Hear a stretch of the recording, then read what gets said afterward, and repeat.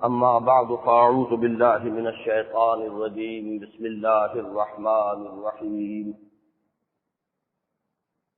ألم يأن للذين آمنوا أن تخشع قلوبهم لذكر الله وما نزل من الحق ولا يكونوا كالذين أوتوا الكتاب من قبل فطال عليهم الأمد فقست قلوبهم وكثير منهم فاسقون.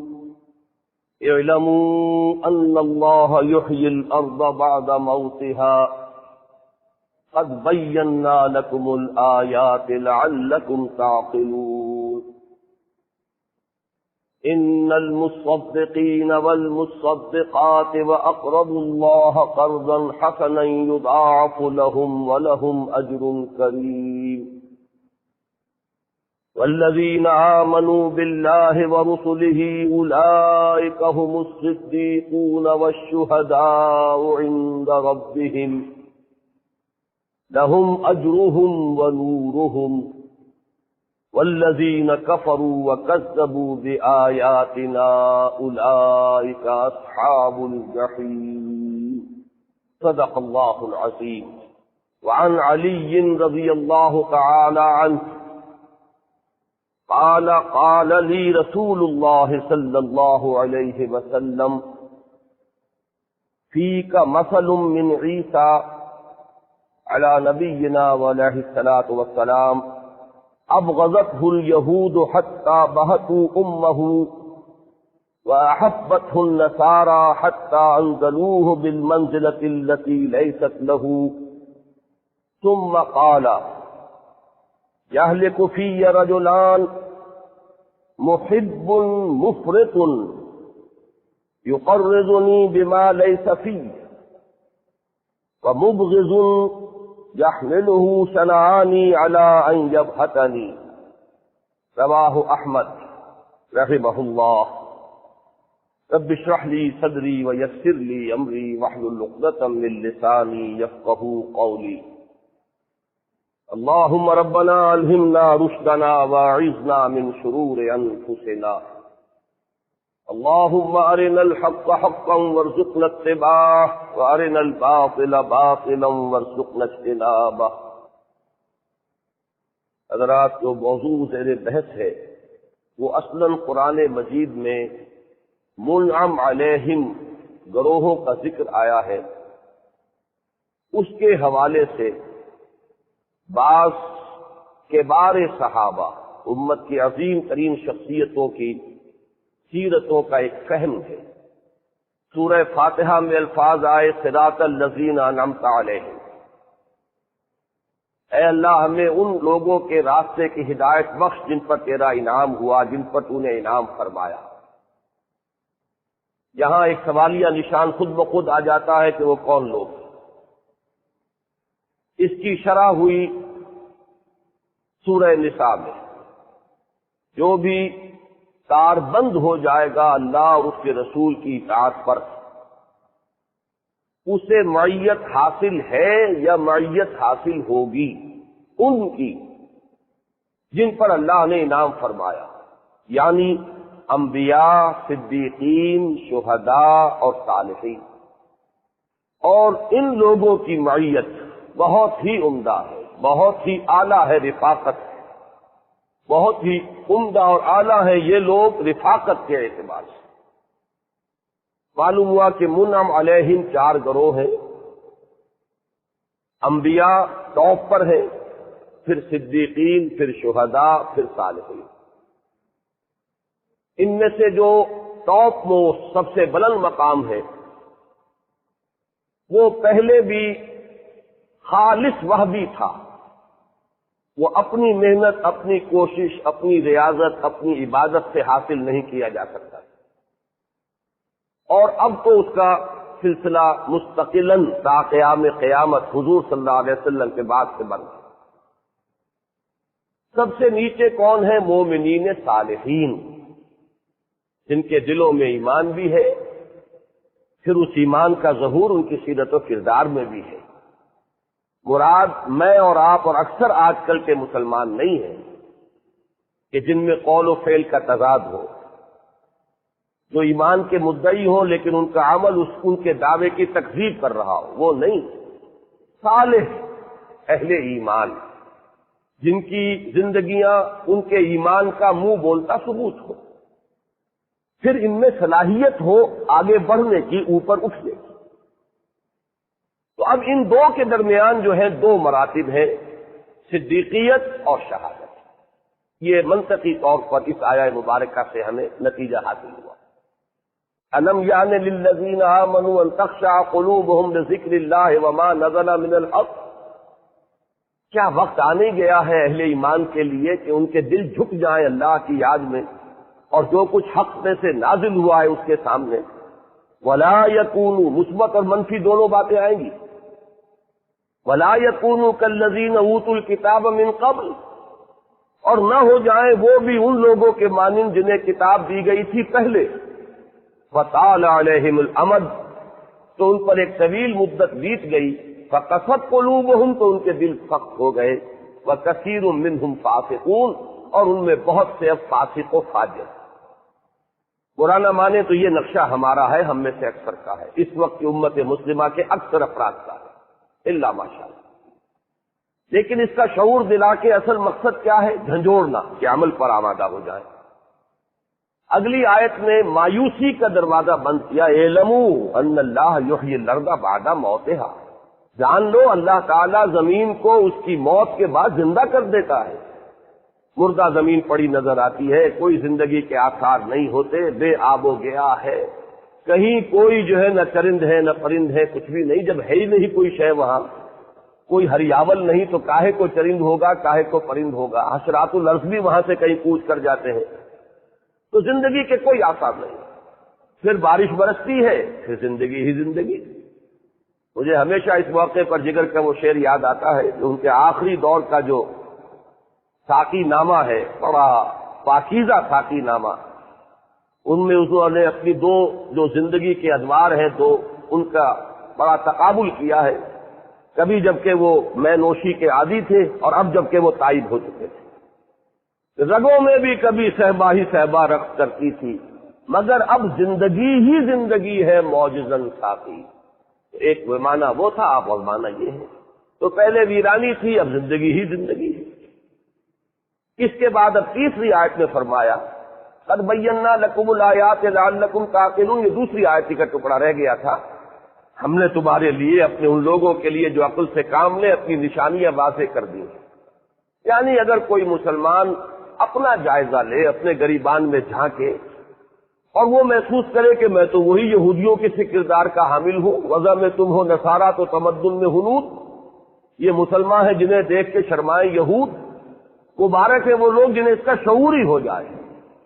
انہوں تو شعور بھی نہیں ہے، ان میں تو پھر اصلاح کی بھی کوئی توقع نہیں۔ لیکن جو اپنے گریبان میں جہاں کے اسے شعور ہو جائے کہ میں تو بہت دلدل میں ہوں، بہت نیچے چلا گیا، پستی میں چلا گیا، تو مایوس مت ہو۔ ہم اگر زمین کو اس کی موت کے بعد زندہ کر دیتے ہیں تو کیا تمہارے دلوں کی اس زمین کو اثر نو تر و تازہ نہیں کر سکتے؟ کر سکتے۔ اس سے امید دلائی، بہتری کی امید۔ اب تیسری بات، اس کے لیے ایک کام کرنا پڑے گا، مال کی محبت کو دل سے نکالنا پڑے گا۔ یہی سب سے بڑا بریک ہے، چلنے یہی نہیں دیتی، یہی مال کی محبت۔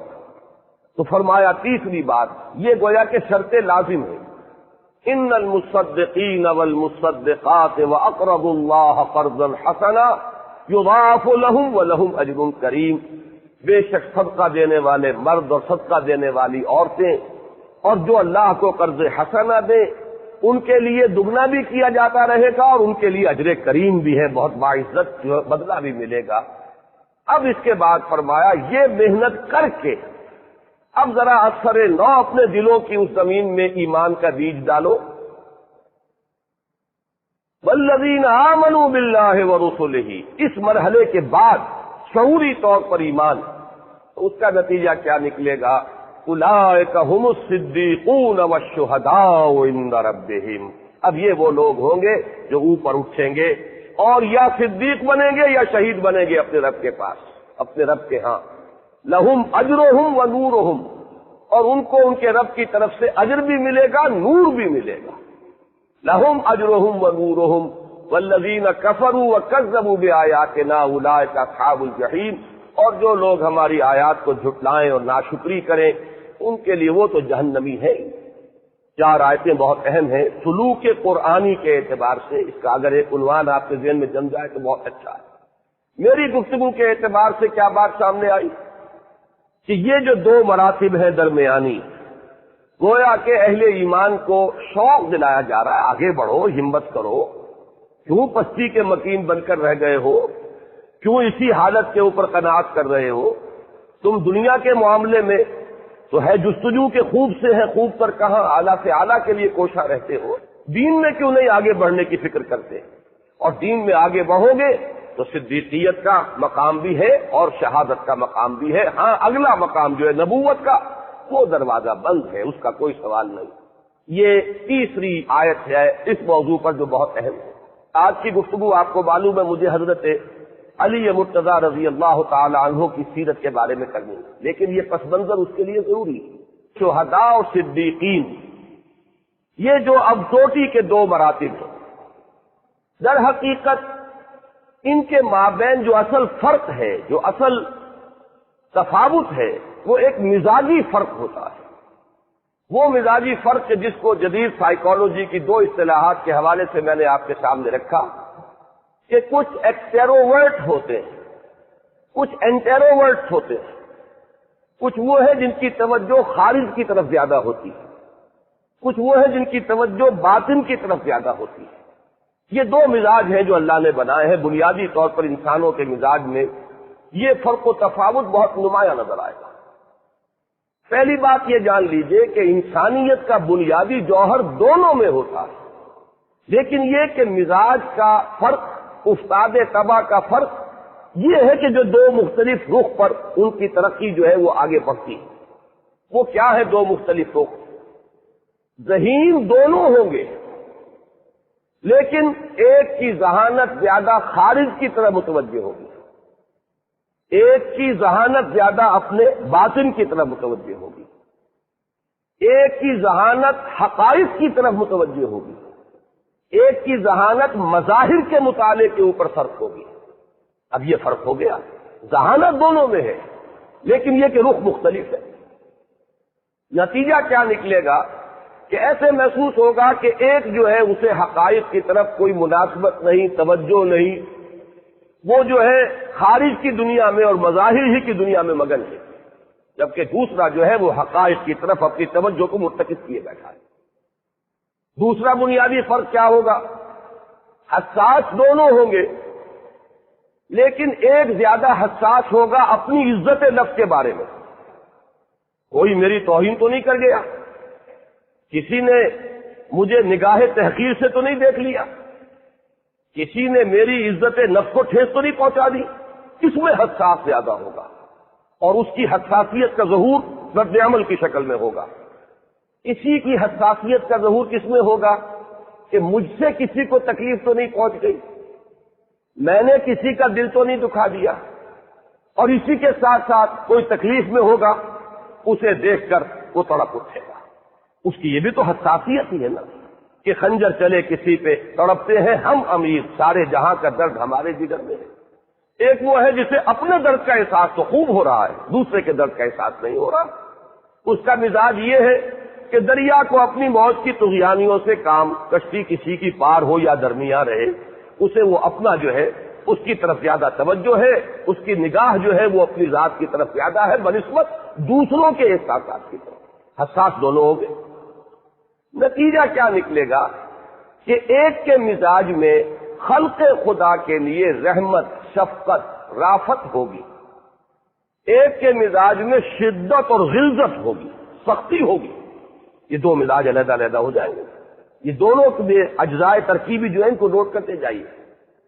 اسی طریقے سے ایک کے مزاج میں حکیمانہ اور فلسفیانہ انداز ہوگا، اور اس کے قواعد ذہنی چونکہ زیادہ چاق و چوبند ہوں گے، لہذا اس کی سوچ مرتب ہوگی، کسی نہ کسی نتیجے پر پہنچے گی۔ اور ایک کا معاملہ چونکہ اس طرح کا ہے نہیں، حکمت اور فلسفے سے اسے لگاؤ نہیں، لہذا اس کے قواعد عملیہ جو ہے وہ زیادہ چاق و چوبند ہوں گے، متحرک انسان ہوگا، فعال انسان ہوگا، ایک اس کا رنگ ہوگا، ایک رنگ یہ ہوگا۔ آخری نتیجہ اور میں عرض کر دوں، شجاعت دونوں میں ہوگی، نوٹ کیجئے گا اس کو۔ یہ تو بنیادی اوصاف ہے، میں نے عرض کیا کہ یہ تو بنیادی انسانی جوہر ہے۔ یہ بنیادی انسانی جوہر نہیں ہے تو پھر تو نچلی سطح پر ہی آدمی رہے گا، لیکن یہ بنیادی انسانی جوہر ہوگا تبھی تو اوپر اٹھے گا، یا صدیقیت کی طرف یا شہادت کی طرف۔ لیکن یہ ہے کہ اسی میں شجاعت کو شمار کیجئے کہ شجاعت دونوں میں ہوگی، لیکن ایک کی شجاعت ظاہر و باہر ہوگی، نمایاں ہوگی، نظر آئے گی، اس کے اندر قوت بھی زیادہ نظر آئے گی، طاقت بھی زیادہ نظر آئے گی۔ ایک کی شجاعت چھپی رہے گی، تو جب کبھی وقت آ گیا تو ظاہر ہو جائے تو ہو جائے، ورنہ عام طور پر وہ شجاعت جو ہے اس کے اندر مخفی رہے گی۔ یہ سارے اوصاف ادھر کے جمع کر لیجئے اور سارے اوصاف ادھر کے جمع کر لیجئے، ایک مزاج صدیقین کا ہے، ایک مزاج شہداء کا ہے۔ اس میں کنٹراسٹ کے طور پر جو میں نے اب جو بہت طویل بحثیں میں کر چکا اس کی طرف نہیں جاؤں گا، کہ میں نے یہ مزاج اسلام سے پہلے کے لوگوں کے اندر بھی آپ کو کنٹراسٹ کے طور پر دکھایا، لیکن صحابہ کرام میں یوں سمجھیے کہ ایک طرف رکھیے حضرت ابوبکر صدیق اور حضرت عثمان غنی کو رضی اللہ تعالی عنہما۔ یہ میں مردوں کا ذکر کر رہا ہوں۔ حضرت خدیجہ رضی اللہ تعالی عنہ کا معاملہ یہ ہے، ایک تو وہ چونکہ خاتون، دوسرے یہ کہ ان کی سیرت کے بارے میں عام طور پر یہ ہماری بڑی کوتاہی ہے مسلمانوں کی کہ ان کی سیرت کے بارے میں بہت کم معلومات حاصل ہیں، ورنہ میرے نزدیک صدیقیت میں جس مقام پر مردوں میں ابو بکر صدیق ہیں، صدیق اکبر رضی اللہ تعالی عنہ، اسی طریقے سے اسی مقام پر خواتین میں حضرت خدیجہ الکبریٰ ہے، الصدیقۃ الکبریٰ رضی اللہ تعالی عنہ۔ یہ بالکل دو متوازی شخصیتیں ہیں۔ مردوں میں سے دو لے لیجئے، ابو بکر رضی اللہ تعالی عنہ، حضرت عثمان رضی اللہ تعالی عنہ، یہ صدیقین کے انتہائی نمایاں افراد ہیں۔ اور ادھر لے لیجئے حمزہ رضی اللہ تعالی عنہ اور عمر رضی اللہ تعالی عنہ، یہ شہداء کے نمایاں ترین جو ہے ہمارے جو بھی چوٹی کے صحابہ کرام ہیں ان میں سے یہ اس کردار کی مثال ہے۔ بنیادی انسانی جوہر چاروں افراد میں موجود ہے، لیکن فرق ہے دو حضرات کی 6 سال تک توجہ نہیں ہوئی کہ یہ کیا کہہ رہے ہیں محمد صلی اللہ علیہ وسلم۔ مکے کی چھوٹی سی بستی ہے، وہیں حضور دعوت دے رہے ہیں، دن رات کا آپ کا معمول ہے، گھر گھر جو ہے وہ لڑائی چھڑ چکی ہے، لیکن انہیں توجہ نہیں۔ پھر یہ کہ دونوں لحاظ شجاع ہے، لڑنے بھیڑنے کے اندر بہت ماہر ہے، فنون حرب میں ان کا مقام ہے، ایک کا مشغلہ ہے شکار، سیر اور شکار۔ بالکل حضرت اسماعیل کی جو شخصیت ہے وہ اگر صحابہ کرام میں دیکھنی ہو تو حضرت حمزہ ہے رضی اللہ تعالی عنہ وعلیہ الصلاۃ والسلام۔ اور ایک کے مزاج میں پہلوانی، حضرت عمر جو ہے بڑے پہلوان تھے، باقاعدہ پہلوان۔ میں اس سلسلے کو استعارتاً بیان نہیں کر رہا، وہ کاس کے میلے جب ہوتے تھے اس میں باقاعدہ اپنی پہلوانی کا یہ مظاہرہ کیا کرتے تھے۔ تو یہ پہلوان قسم کے آدمی ہے، وہ شکاری قسم کے آدمی ہے۔ دلچسپی جو ہے وہ ان چیزوں کی طرف ہے، زیادہ سنجیدگی سے سوچا ہی نہیں کہ یہ کیا ہے، معاملہ کیا ہے، دعوت کیا ہے، اس کی دلیل کیا ہے، اسے رد کریں قبول کریں۔ یہ ان دونوں کا مزاج ہے، اور دونوں جذباتی طور پر متاثر ہوئے، جذباتی طور پر اسلام میں آئے۔ جبکہ حضرت عثمان اور حضرت ابو بکر رضی اللہ تعالی عنہما دونوں نہایت سلیم الفطرت، نہایت نرم طبیعت، لوگوں کے حق میں بہت رحیم اور شفیق، لوگوں کی کام آنے والے، اور شرک سے پہلے ہی سے اجتناب کرنے والے۔ نہ سیئات ان کی زندگی میں، نہ منکرات ان کی زندگی میں، نہ شرک ان کی زندگی میں، نہ بت پرستی ان کی زندگی میں، یہ پہلے ہی سے ہے۔ گویا کہ نور تو پہلے سے تھا، حضور پر ایمان لا کر وہ نور علی نور بن گیا۔ وہ سونا تو پہلے سے تھا، اب وہ کٹھالی میں پڑ کر اور زر خالص بن گیا۔ یہ ہے صدیقین کی دو اعلیٰ ترین مثالیں۔ حضرت ابو بکر حضور صلی اللہ علیہ وسلم سے 2.5 برس چھوٹے، 571 عیسوی میں پیدائش حضور کی ہے، 573 میں حضرت ابو بکر کی، اور بالکل اتنے ہی عرصے کے بعد ان کا انتقال بھی ہوا حضور کے وصال کے۔ وہی جو ولادت کا فصل ہے وہی انتقال کا بھی فصل ہے۔ اور حضرت عثمان 4 سال چھوٹے ہیں حضور سے، تو تقریباً ان کی عمریں بھی ایک جیسی ہیں۔ اگرچہ حضرت عمر حضرت حمزہ کی عمروں میں خاصا فرق ہے، حضرت حمزہ تو حضور کے بالکل ہم عمر ہے اور حضرت عمر جو ہے وہ حضور سے 13 سال چھوٹے، لیکن یہ کہ مزاج کا جو میں نے ابھی تقابل آپ کے سامنے رکھا ہے تو اس سے انشاءاللہ مجھے امید ہے کہ انسائٹ آپ کو حاصل ہوئی ہوگی ان کے مزاج کو سمجھنے میں اور ان کے کردار کے جو اجزاء ترکیبی ہیں ان کو سمجھنے میں۔ ان کے اندر فعالیت کیا تھی کہ جب یہ دونوں ایمان لے آئے سن 6 میں تو اب وہ جو حال تھا مسلمانوں کا کہ دبے ہوئے ہیں، چھپ چھپ کر عبادت کر رہے ہیں، کہیں نام نہیں لے سکتے، کہیں اپنے آپ کو ظاہر نہیں کر سکتے، ایک دم صورتحال بدل گئی۔ اب مسلمانوں کے اندر جو ہے وہ ایک اعتماد پیدا ہوا، قوت پیدا ہوئی، اب نعرے بھی لگ رہے ہیں مکے کی گلیوں کے اندر، برملا آ کر نماز پڑھی جا رہی ہے سینے کعبہ کے اندر۔ یہ ساری صورتحال جو بدلی ہے تو یہ حضرت عمر اور حضرت حمزہ رضی اللہ تعالی عنہما دونوں کے ایمان ہے۔ تو یہ میں نے صرف چند باتیں گنوا دی ہیں، لیکن یہ کہ میرا کتابچہ جو شہید مظلوم کے نام سے موجود ہے، حضرت عثمان غنی رضی اللہ تعالی عنہ کی شخصیت، ان کی سیرت اور ان کی شہادت پر، شہادت انتہائی مظلومانہ شہادت پر، اس میں نے ان مضامین کو کچھ بیان کیا ہے۔ وہ تقریری انداز ہے، اس میں جن لوگوں کو بھی دلچسپی ان مضامین سے ہوئی ہے جو میں نے عرض کی ہے وہ اس کتاب سے ضرور مطالعہ کرے۔ اب اس میں 2 چیزوں کا اور اضافہ کیجئے تو پھر میں آج کے موضوع کی طرف بڑھوں گا۔ نمبر 1 یہ کہ شہید اور شاہد اور شہادت اور شہداء جو ہے جمع ہوگی شاہد کی بھی اور شہید کی بھی، اور شہادت یہ اسی سے اسم ہے، اور یہ جو تمام الفاظ استعمال ہوتے ہیں قرآن مجید میں ان کا بڑا گہرا تعلق ہے کار رسالت کے ساتھ۔ اگرچہ عام طور پر ہم سمجھتے ہیں شہید کے معنی جو اللہ کی راہ میں قتل ہو گیا، قرآن مجید میں جیسا کہ میں نے کئی مرتبہ کیا ہے اس مفہوم میں یہ لفظ کہیں استعمال نہیں ہوا سوائے ایک مقام جہاں یہ مفہوم لینے کی گنجائش ہے۔ قرآن جہاں کہیں لفظ شہید یا شاہد یا شہادت لاتا ہے وہ در حقیقت کار رسالت کی ادائیگی، تبلیغ، اتمام حجت، گواہی دینا، حجت قائم کر دینا، لوگوں پر حق کو کھول کر بیان کر دینا کہ ان کے پاس کوئی عذر نہ رہے، اسی معنی میں یہ امت ہے شہداء علی الناس۔ اے مسلمانوں تمہیں امت ہم نے اس لیے بنایا ہے امت وسط، وَكَذَلِكَ جَعَلْنَاكُمْ أُمَّةً وَسَطًا لِتَكُونُوا شُهَدَاءَ عَلَى النَّاسِ وَيَكُونَ الرَّسُولُ عَلَيْكُمْ شَهِيدًا۔ ہم نے تمہیں ایک بہترین اور درمیانی امت اس لیے بنایا تاکہ تم لوگوں پر گواہ بن جاؤ اور اللہ کے رسول صلی اللہ علیہ وسلم تم پر گواہ بن جائے۔ اسی معنی میں یہ لفظ آیا کہ اے نبی ہم نے آپ کو شاہد بنا کر بھیجا، اِنَّا أَرْسَلْنَاكَ شَاهِدًا وَمُبَشِّرًا وَنَذِيرًا۔ اسی معنی میں سورہ مزمل میں آیا ہے تمہارے پاس رسول آ گئے ہیں جیسے کہ فرعون کے پاس آئے، شاہدن علیکم کما ارسلنا الی فرعون رسولا، محمد صلی اللہ علیہ وسلم تم پر شاہد ہو کر آ گئے ہیں جیسے کہ موسیٰ شاہد ہو کر آئے تھے فرعون پر۔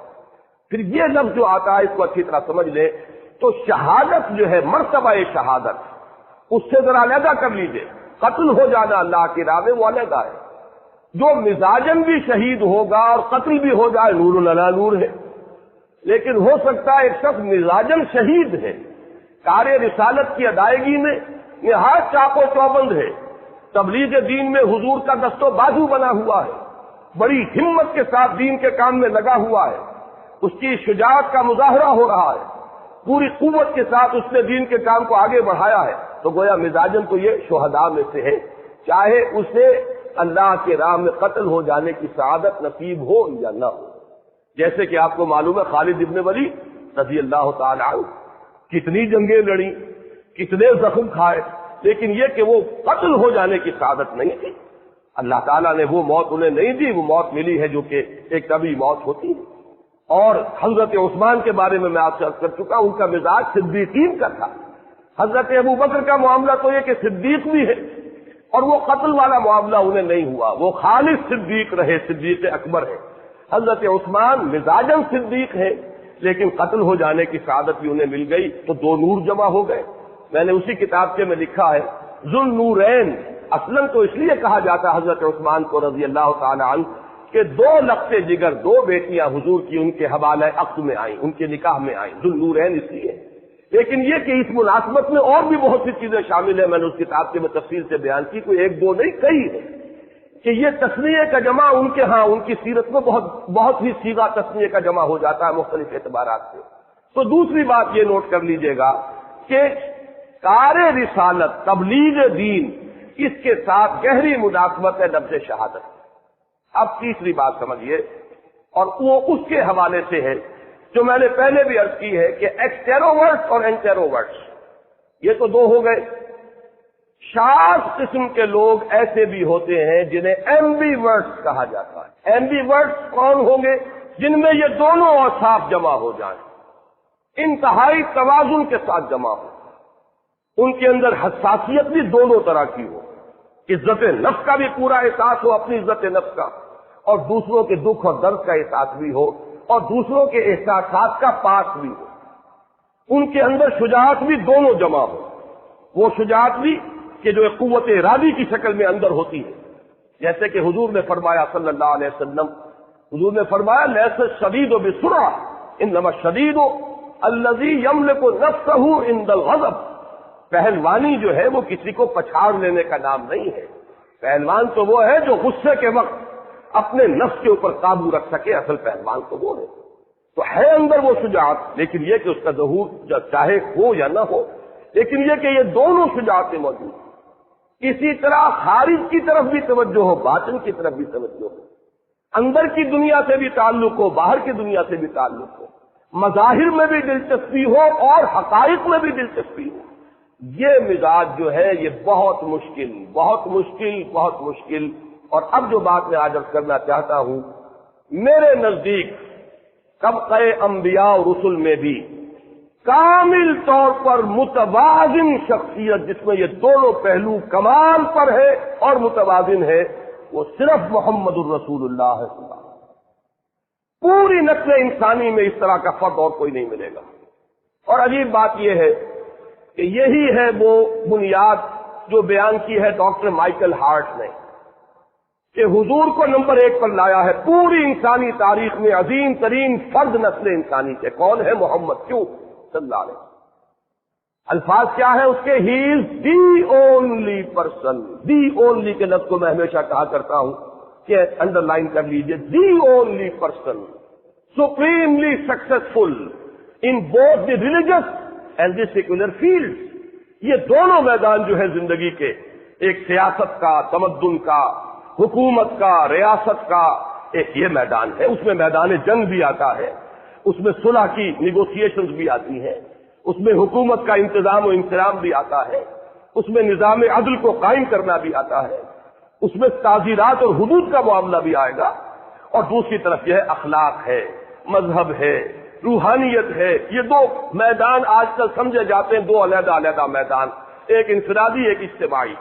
تو اس شخص کا مطالعہ کیا ہے، اور میں اس کی ذہانت کو خراج تحسین ادا کیے بغیر نہیں رہ سکتا کہ بالکل صحیح جگہ پر اس نے پن پوائنٹ کیا حضور کی عظمت پوری نسل انسانی میں اس اعتبار سے کہ اتنی متوازن شخصیت کوئی اور ہے ہی نہیں۔ اور میں نے عرض کیا خود انبیاء اور رسل کے اندر بھی آپ دیکھیں گے بعض کا مزاج صدیقین کا ہے، بعض کا مزاج شہداء کا ہے۔ شہید ہونا بالفعل وہ جو ہے قتل فی سبیل اللہ ہو جانا، اس کی بات نہیں کر رہا، میری پوری بحث کو سمجھیے مزاج۔ بعض کے مزاج میں وہ کیفیات ہوں گی کہ جو مثلا صحابہ میں سے آپ حضرت عثمان اور حضرت ابوبکر میں پا رہے ہیں، بعض انبیاء اور رسل کے مزاج میں وہ کیفیات نظر آئیں گی جو مثلا آپ حضرت عمر فاروق اور حضرت حمزہ رضی اللہ تعالیٰ عنہما میں دیکھ رہے ہیں، یہ مزاج وہاں بھی نظر آ جائیں گے۔ یہی وجہ اب نوٹ کیجئے سورہ مریم میں اللہ تعالیٰ نے قرآن مجید میں کئی مقامات پر ایسا ہوا کہ نبیوں کے ناموں کے گلدستے آپ کو ملیں گے۔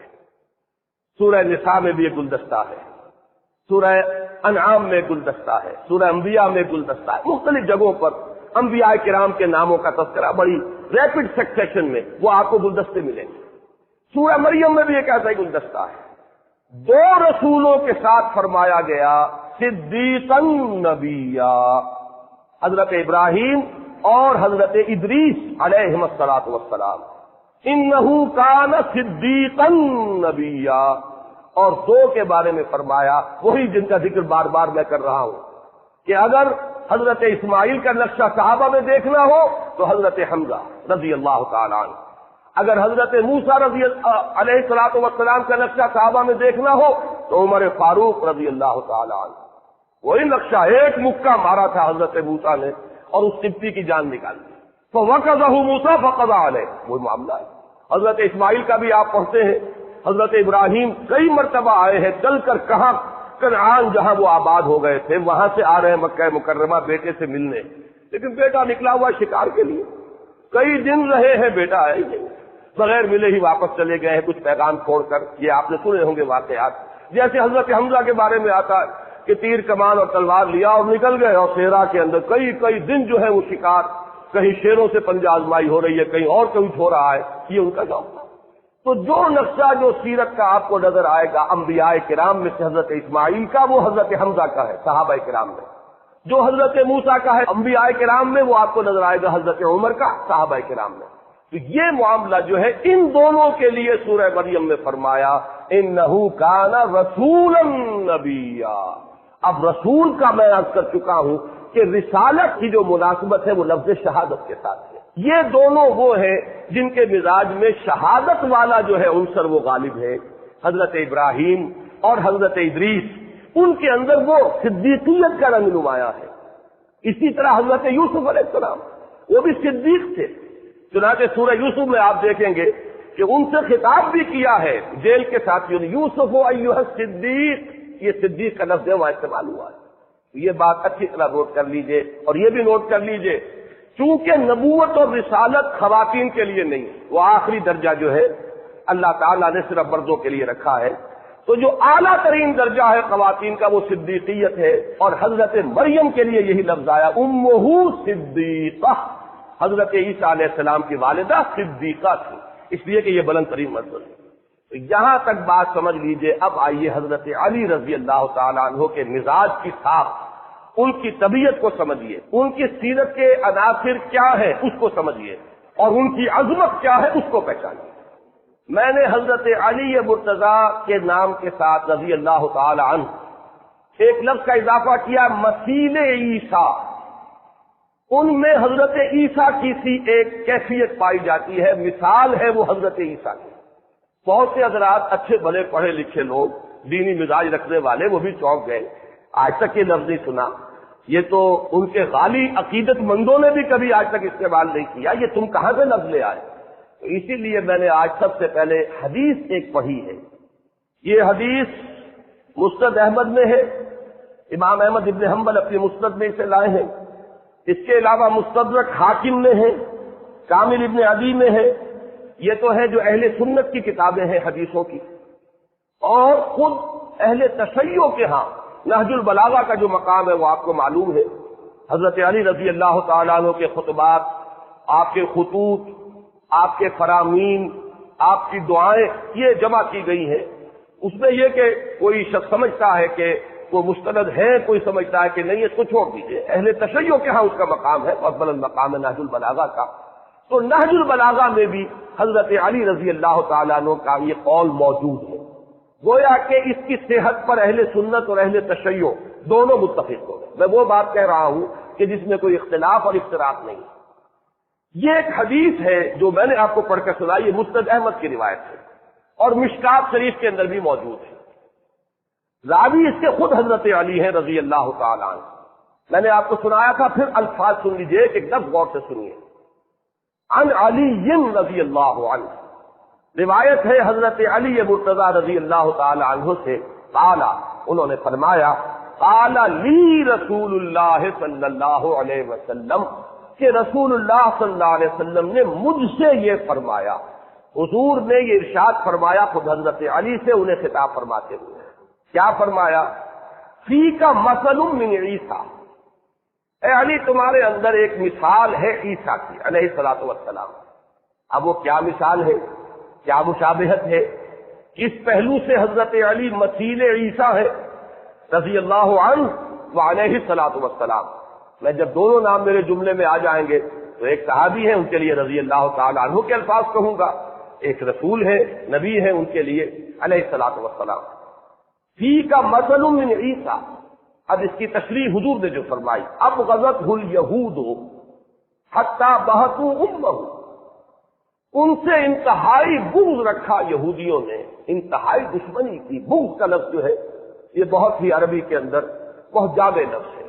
उन्हें एक दिली दुश्मनी थी हजरत ईसा के साथ, और इस दुश्मनी में कहां तक चले गए आपको मालूम है कि हुजूर फरमाता बहातु उम्महू, कि उन्होंने इस दुश्मनी में इस हद तक इंतहा कर दी कि उनकी वालिदा पर बदकारी की तोहमत लगाई। किस पर? हजरत मरियम पर, जिनके लिए मैंने अभी अर्ज किया कि कुरान मजीद उनको सनद देता है वह उम्मुहु सिद्दीक़ा, जो नबूवत के बाद बुलंद तरीन दर्जा है नस्ल इंसानी का, नौ इंसानी के अंदर, वो उस पर फाइज है हजरत मरियम अलैहिस्सलातु वस्सलाम। हत्ता बहतु उम्महु, इसीलिए जब ये लोग आते हैं, वैसे तो आजकल ये बहुत मोहतात हैं यहूदी, क्योंकि इस वक्त तो ईसाइयों के सहारे ही दुनिया में इनका वजूद है, तो अपनी इन चीजों को बरबला कहते नहीं है, फिर भी कभी कभी वो उसका पूरा इजहार करते हैं। उन्होंने एक पिक्चर बनाई थी सन ऑफ मैन, और अमेरिका में चली हुई, यानी ये कि उन्होंने कहा कि हजरत मसीह ये जो है इंसान के बेटे हैं। अब इंसान के बेटे कहने का मतलब क्या? शादी तो उनकी हुई नहीं, हजरत मरियम सलाम अलैहा की शादी तो हुई नहीं, तो फिर इसके मानी क्या है? अगर किसी इंसान के नुस्खे से है तो नतीजा क्या निकला? बाकी नतीजा जो है वो खुद छोड़ देते हैं कि अब ये इंसान जो है खुद इसकी खाना पूरी करे। बाकी ये कि जो अपने यहाँ की मजालिस में जो कुछ हजरत मसीह के बारे में कहते रहे और कहते हैं, उसका तो मैं यहाँ बहरहाल नकल कुफर न बाशर, मैं उसका जो नकल करने का भी यहाँ काम नहीं करना चाहता। अच्छा, एक इंतहा पर तो यहूदी चले गए, दूसरी इंतहा पर हुजूर ने फरमाया अहब्बतहुन नसारा, और नसारा ने उनसे इंतहाई मोहब्बत की। हत्ता अंज़लूहु बिल मंज़िलतिल्लती लैसत लहू, यहां तक कि उन्होंने हजरत ईसा को वहां तक पहुंचा दिया जो उनका मकाम नहीं है। इसमें भी वजाहत नहीं है, तफसीर नहीं है, इसलिए कि मालूम है अल्लाह का बेटा बना दिया, खुदा का बेटा है, सुलभी बेटा है, सुलभी बेटा। ये भी यानी ये कि ये ना समझो कि सिर्फ जो है वो एक इस्तिआरे के तौर पर कहा जा रहा खुदा का बेटा, बल्कि वहां लफ्ज इब्न नहीं बल्कि वलद का लफ्ज इस्तेमाल करते हैं, और उसको वाज़ेह करने के लिए सुलभी बेटा है। हजरत मसीह जो है वो अल्लाह ताला के सुलभी बेटे हैं, और ये कि तस्लीस का एक जुज़ है, अकानी में सलासा में से है, खुदाई में शरीक है, खुदा बना दिया। तो ये दो इंतहाएं हुई हजरत ईसा अलैहिस्सलाम के बारे में कि एक गिरोह इंतहाई दुश्मन हुआ, यहां तक के ऐसी तोहमत भी लगा दी और उनके नस्ल को दागदार करके, और उनकी वालदा जो है उन पर बदकारी का इल्जाम आयद कर दिया। दूसरा गिरोह उनकी मोहब्बत में इस इंतहा को पहुंचा, उस गुलूब में इस इंतहा को पहुंचा कि उन्होंने खुदा बना दिया, खुदा का बेटा बना दिया, खुदाई में शरीक कर दिया, जो बदतरीन और उरिया तरीन शिर्क है। अल्लाह की जात में किसी को शरीक कर देना, उस शिर्क के घिनावले जुर्म के मुर्तकिब हो गए। यहां पर हुजूर का फरमान तो खत्म हुआ। अब इसके हवाले से खुद हजरत अली मजीद फरमा रहे हैं। सुम्मा काला, ये जो अब रावी हैं ये गोया के बता रहे हैं कि इसके बाद हजरत अली ने मजीद फरमाया यहलिकु फिय्या रजुलान, इसी तरह मेरे बारे में भी दो अशखास हलाक होंगे, हलाकत, बर्बादी, तबाही और इंतहाई जलालत को पहुंच जाएंगे। यहलिकु फिय्या रजुलान मुहिब्बुन मुफरितुन, एक वो हलाक होगा, वो बर्बाद होगा जो मेरी मोहब्बत में इफरात को पहुंच जाएगा। इफरात और तफरीद का लफ्ज आप इस्तेमाल करते हैं, एक्सट्रीम। मुहिब्बुम मुफरितुन, बे इंतहा मोहब्बत करने वाला, मोहब्बत में गुलूब करने वाला, मोहब्बत की इंतहा को पहुंचा देने वाला। युकर्रिजुनी बिमा लैसा फिया, मेरे अंदर वो औसाफ गिनवाएगा जो मेरे अंदर नहीं है।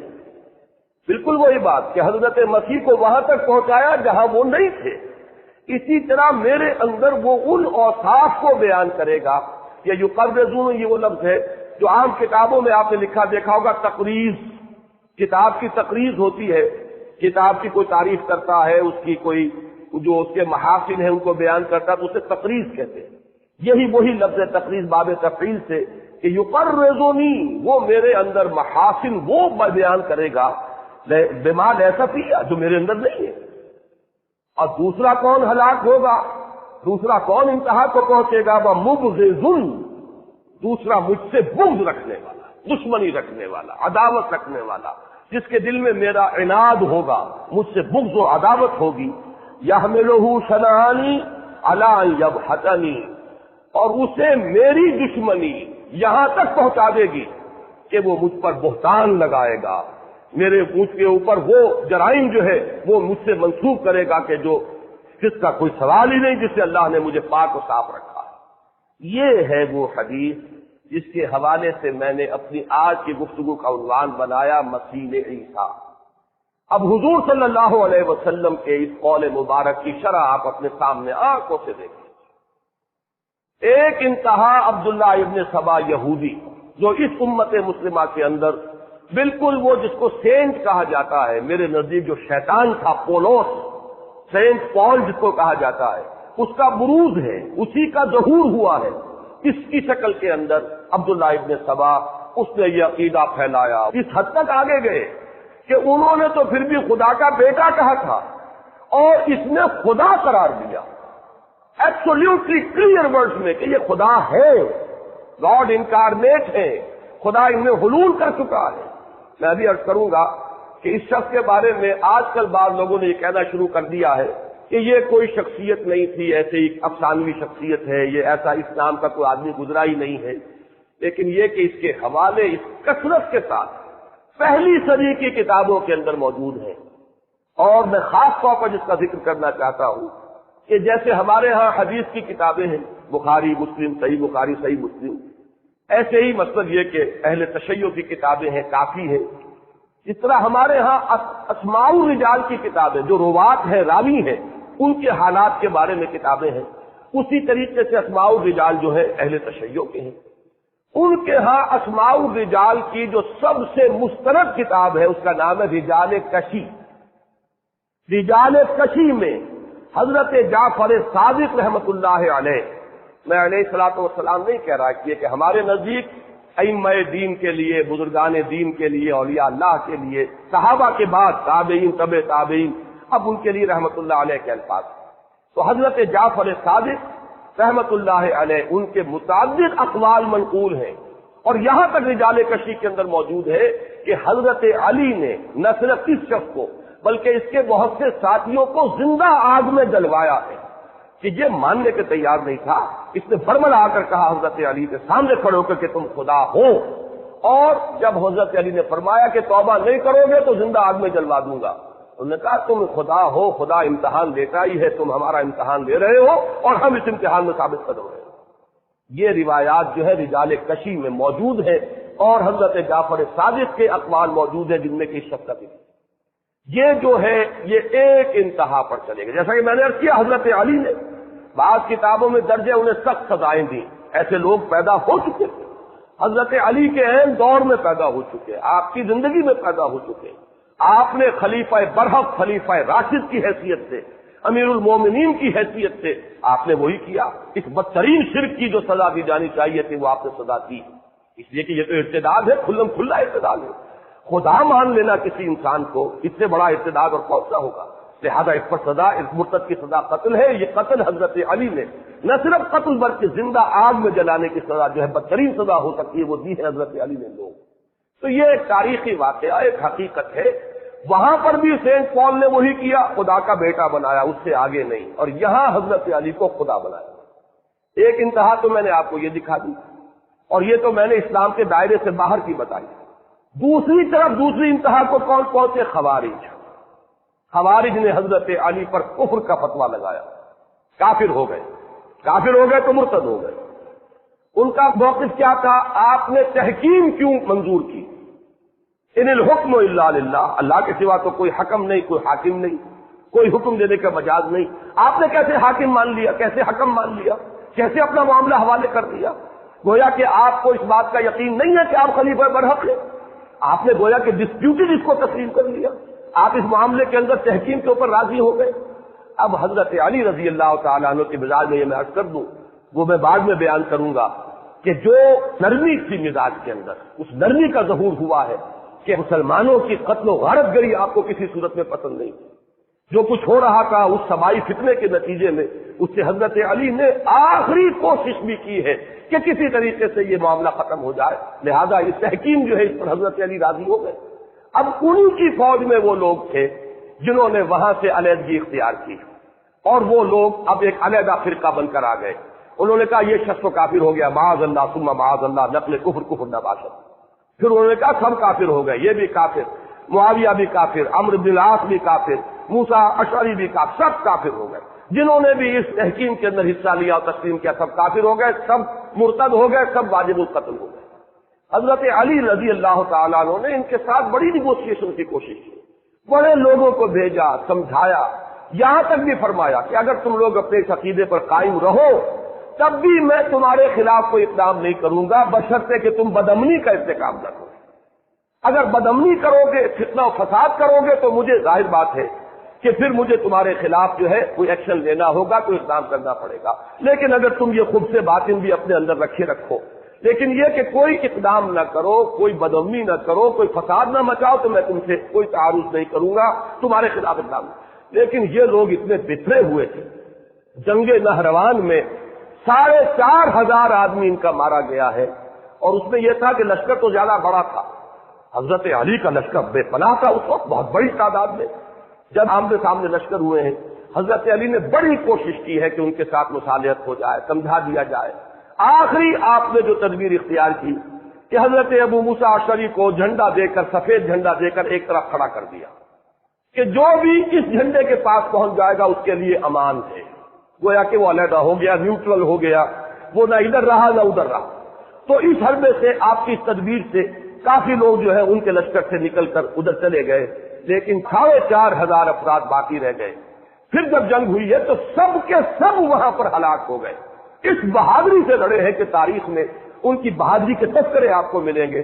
9 آدمی بچے ہیں 4,000 میں سے 4,500 میں، باقی سب کے سب جو ہے انہوں نے اپنی جانیں دے دی۔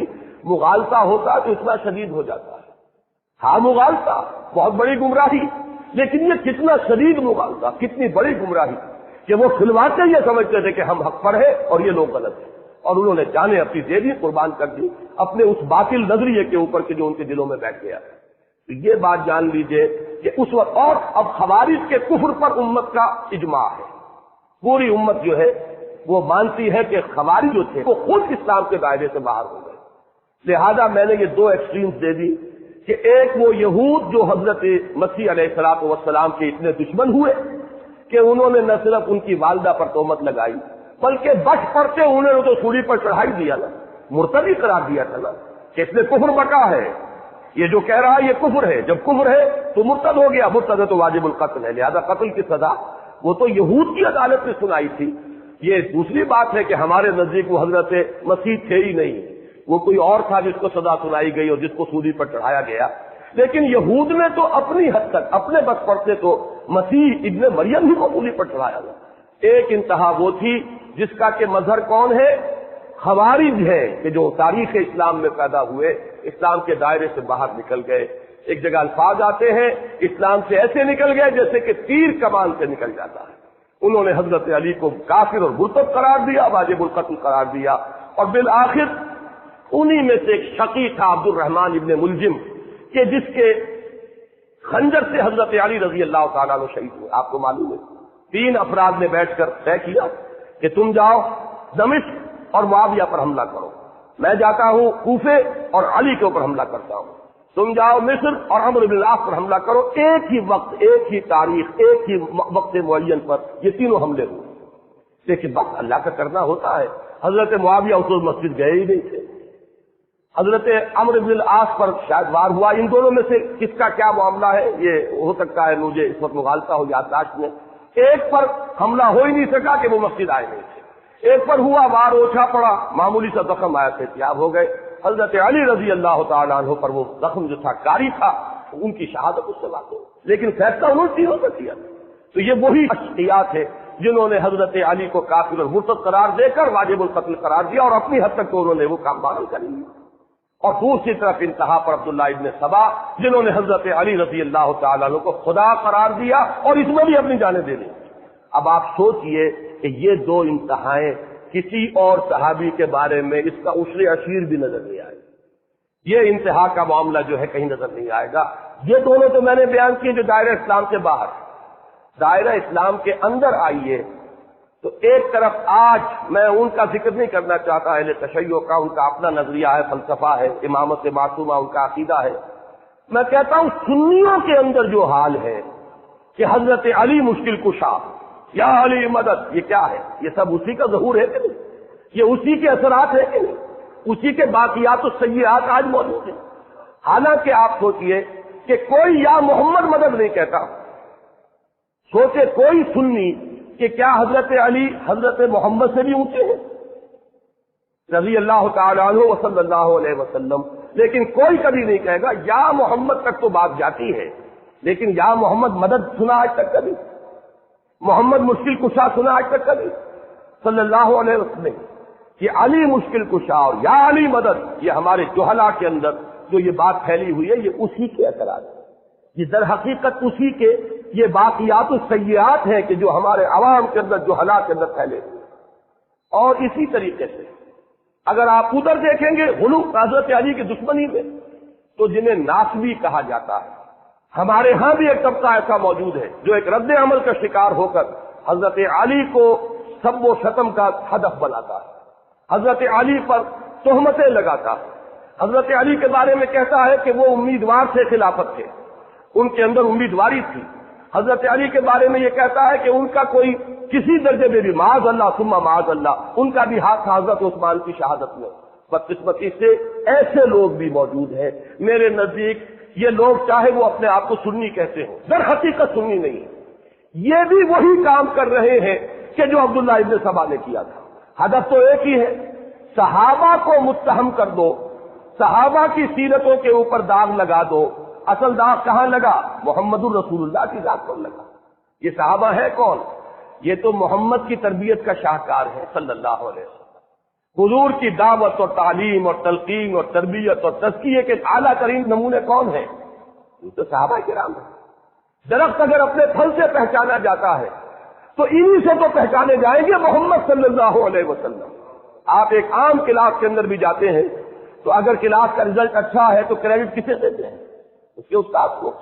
اور کلاس کا رزلٹ خراب آ رہا ہے بحثیت مجموعی تو کس کو آپ مورد الزام ٹھہرائیں گے؟ اس کے استاد کو۔ تو معاملہ در حقیقت یہ ہے کہ ناوک نے تیرے سید نہ چھوڑا زمانے میں، کوئی چاہے ابو بکر عمر اور عثمان کی سیرت کو داغدار کرے، چاہے حضرت علی کی سیرت کو داغدار کرے، بات تو ایک ہی ہے، چاروں اسی درخت کے پھل ہیں۔ چاہے ادھر سے تیر چلا دو چاہے ادھر سے تیر چلا دو، تیر تو پہنچے گا محمد الرسول اللہ کی ذات پر۔ ہاں یہ حکمت ہے، یہ ذہانت ہے کہ براہ راست حضور کو اگر کئی ہدف بنائیں گے تو شاید خون کی ندیاں بہہ جائیں، ذرا اسے نیچے اتر کر، یہ بڑی ایک بہت ترکیب اچھی ہے جو سوچی عبداللہ ابن سبا نے اور اس کے جو بھی ساتھی تھے کہ اس طریقے سے صحابہ کی سیرتوں کو مشکوک بنا دو، تو در حقیقت تو جو بات آئے گی، زد آئے گی، ناوک نے تیرے سید نہ چھوڑا زمانے میں، کہاں جائے گا یہ تیر تو جائے گا محمد الرسول اللہ۔ لہذا جو بھی یہ شک کرتا ہے، چاہے وہ حضرت عثمان کی سیرت پر حملہ کرے چاہے حضرت علی کی سیرت پر حملہ کرے، بات تو ایک ہی ہے۔ چاہے کوئی شخص جو ہے وہ عمر اور ابو بکر رضی اللہ تعالیٰ عنہما کی سیرتوں کو داغدار کرے، چاہے حضرت علی، حضرت حسن، حضرت حسین کی سیرتوں کو داغدار کرے، بات تو وہی جائے گی۔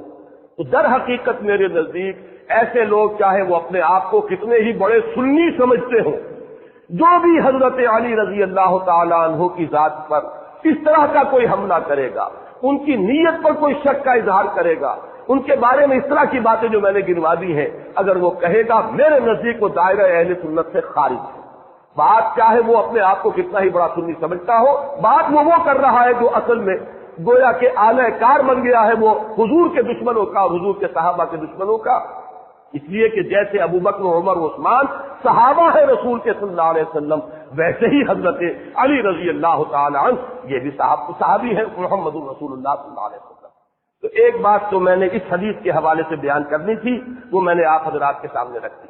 اب آئیے جو میں نے مزاج کی اتنی لمبی چوڑی بحث کی ہے، آپ بھی جاننا چاہتے ہو کہ میں حضرت علی کو کہاں رکھتا ہوں۔ آپ اچھی طرح سمجھ لیجئے، اس پوری بحث کا اب آپ کے سامنے سرا آ جائے گا۔ میرے نزدیک صحابہ کرام میں ایمبی ورڈ شخصیت حضرت علی کی ہے رضی اللہ تعالیٰ عنہ، جامع الصفات، جن کے اندر یہ دونوں رنگ موجود ہیں، حضور صلی اللہ علیہ وسلم کی شخصیت کا ایک عکس جامعیت کے ساتھ کہ حضرت علی میں، اب دیکھیے نوٹ کیجیے، ایک طرف شجاعت، بہادری، اور وہ شجاعت صرف چھپی ہوئی نہیں، ظاہر و باہر، معاملہ صرف وہ نہیں ہے۔ حضرت ابو بکر یقیناً بہت شجاع تھے رضی اللہ تعالیٰ عنہ، اور میں آپ کو سنا چکا ہوں حضرت علی ہی کا خطبہ جو حضرت ابو بکر کے انتقال پر آپ نے دیا ہے، اور حضرت علی نے یہ فرمایا تھا کہ ابو بکر ہم میں سب سے زیادہ بہادر اور شجاع تم تھے جو پہرا دے رہے تھے بدر کی شب محمد الرسول اللہ صلی اللہ علیہ وسلم، اور اللہ نے تمہیں منتخب کیا تھا محمد الرسول اللہ کی رفاقت کے لیے اثناء سفر ہجرت میں۔ حضرت علی فرما رہے ہیں کہ ہم میں سب سے بڑے شجاع تم تھے، اگرچہ حضرت ابو بکر کی شجاعت کا کوئی ظہور تو نہیں ہوا، کسی پہلوان سے آپ کا مقابلہ آتا ہے سیرت میں کہیں؟ کسی کے ساتھ دو بدو جنگ کی کوئی تفصیل آتی ہے نہیں سیرت کے اندر؟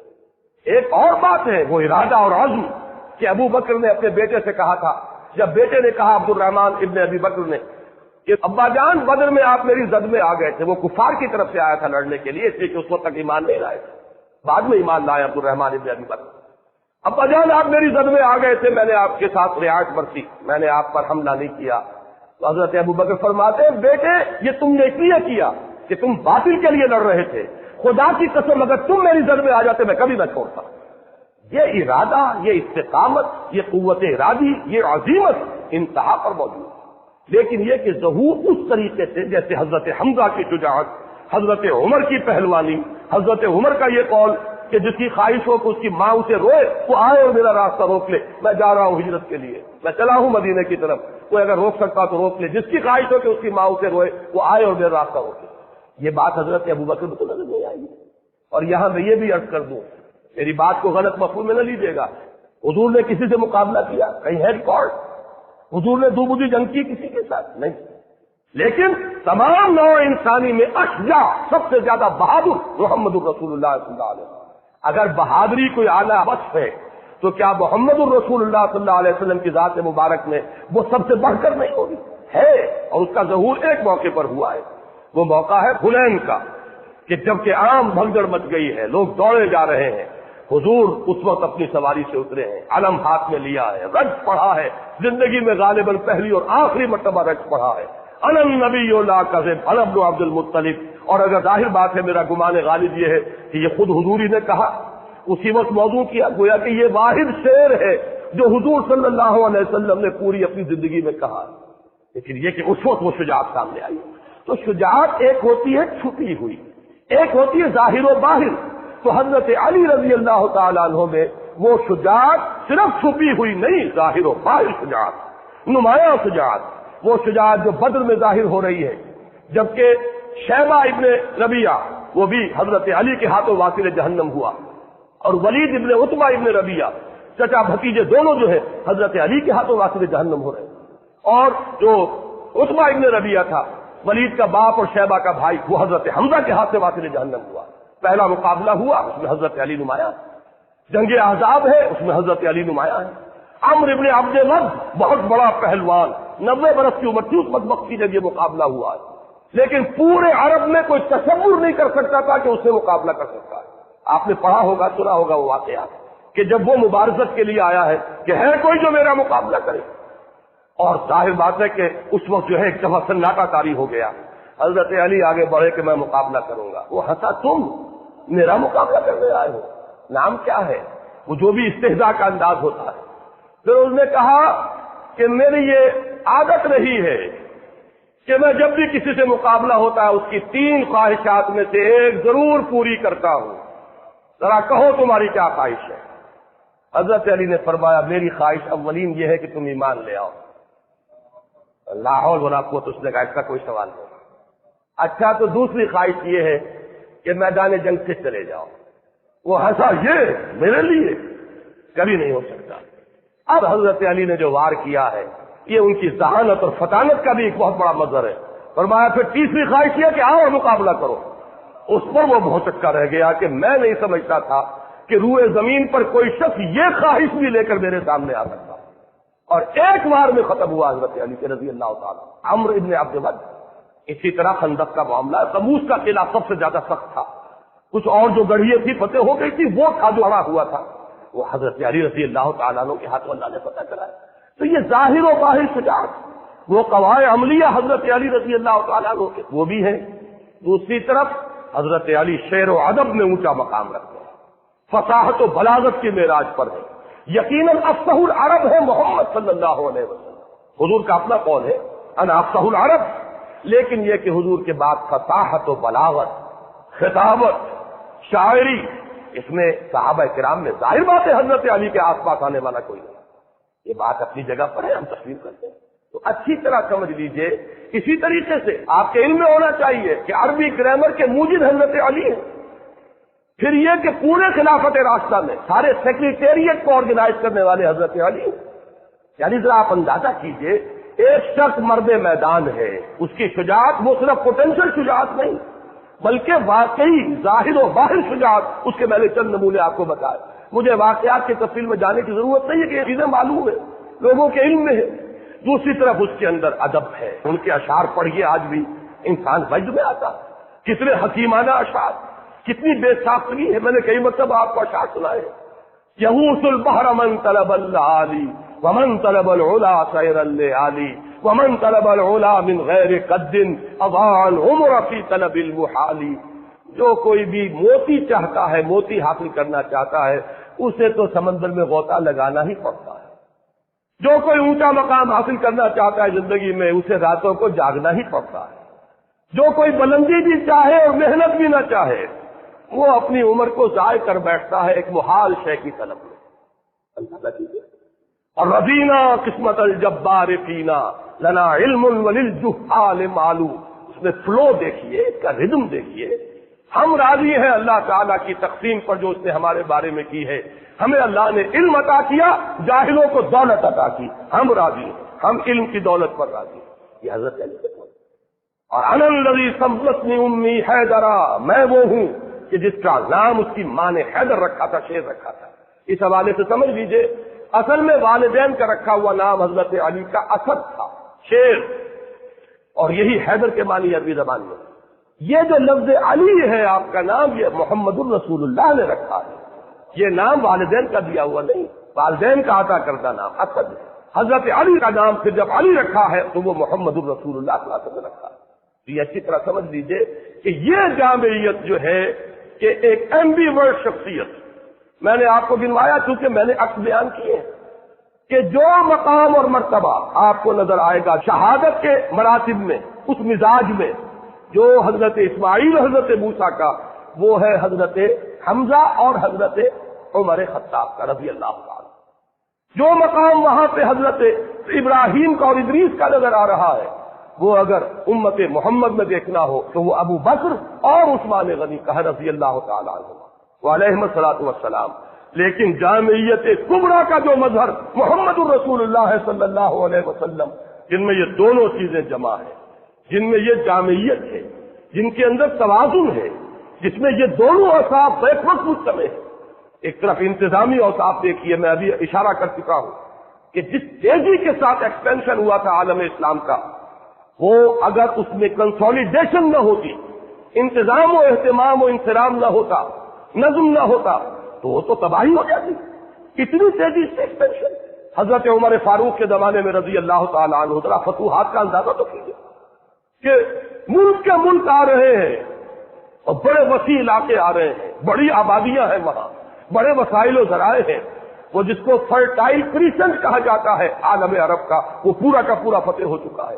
اس میں اگر انتظام نہ ہوتا، بندوبست نہ ہوتا، یہ ساری چیزیں جو ہے کسی نظم کے اندر نہ آتی، تو بہت بڑی ہلاکت پیدا ہو جاتی. میں لفظ ہلاکت استعمال کر رہا ہوں اس لیے کہ یہ لفظ حضرت عمر نے استعمال کیا رضی اللہ تعالی عنہ. حضرت عمر کے یہ الفاظ لولا علی لہلک عمر، اگر علی نہ ہوتے تو عمر ہلاک ہو جاتا. کیوں؟